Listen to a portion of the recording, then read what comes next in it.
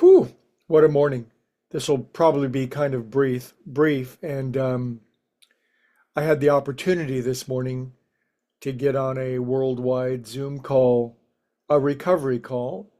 And at 6 a.m. our time, what was interesting to get on this call is how many people were on it. And it's a 11th step. The 11th step in the recovery movement is sought through prayer and meditation to improve our conscious contact with God. So it's a Zoom meeting around the world, and even though it was horrifyingly early for me, it was fun. It was so interesting to see the sun coming in different angles. People in Arizona, people in Maryland, people in Ireland, people in Australia, and to listen to all the different aspects. But in this meeting, I was invited.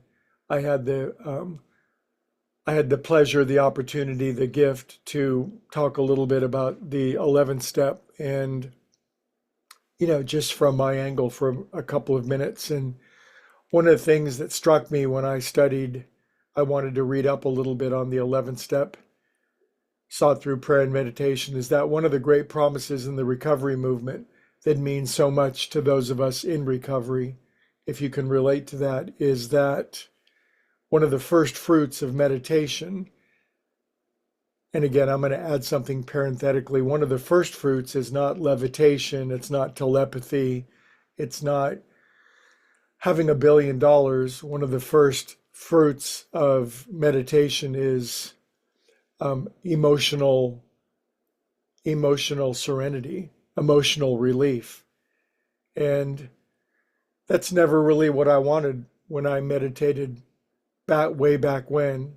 I wanted superpowers. I wanted certainly levitation, shape shifting, you name it. But as much as I wanted my head in the clouds, I needed my feet on the earth. And for me, that was and still is to this very day emotional stability. And it is a challenge. And, the topic we've been talking about this week has been adapting to greatness rather than adapting to crap. But how can I ever expect to adapt to greatness? How can I ever expect to experience, express, and expand the greatness that my higher power wants for me if I'm constantly subject to emotional disturbance, if the smallest thing throws me off, if the smallest, hey Looney, you have not said hi to people for so long. Kitty, kitty. Sorry. Anyway, see, I'm easily distracted, but how can I expect to have the greatness of God move in and through me if the slightest disturbance makes me angry or fearful or doubtful? And so, as it was at the start, and as it is now, one of the first fruits and continuing fruits of meditation, so that and I presume all of us, can invite and allow more of this greatness into our lives, is the emotional stability that comes with meditation. And to me, the analogy that seems to make sense are the waves on the ocean. It doesn't take much atmospheric disturbance to get the waves churning on the surface of the ocean. And yet 10 feet below the waves and the churning and the swells is water that goes 10,000 feet deep. And until I can find that, until I can withdraw down into that stability, I'm always going to be subject to the disturbance that's on the surface.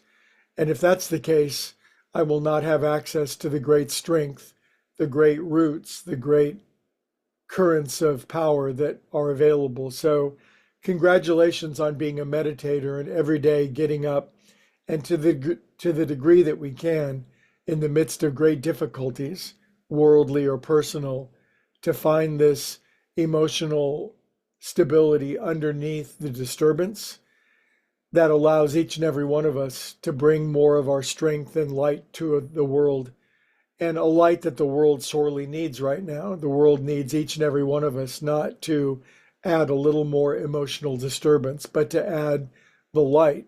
And each and every one of us can do that, is doing that, and will do that as every day we get up, sometimes way too early, but to tame our emotions so that whatever is deeper can rise to the surface.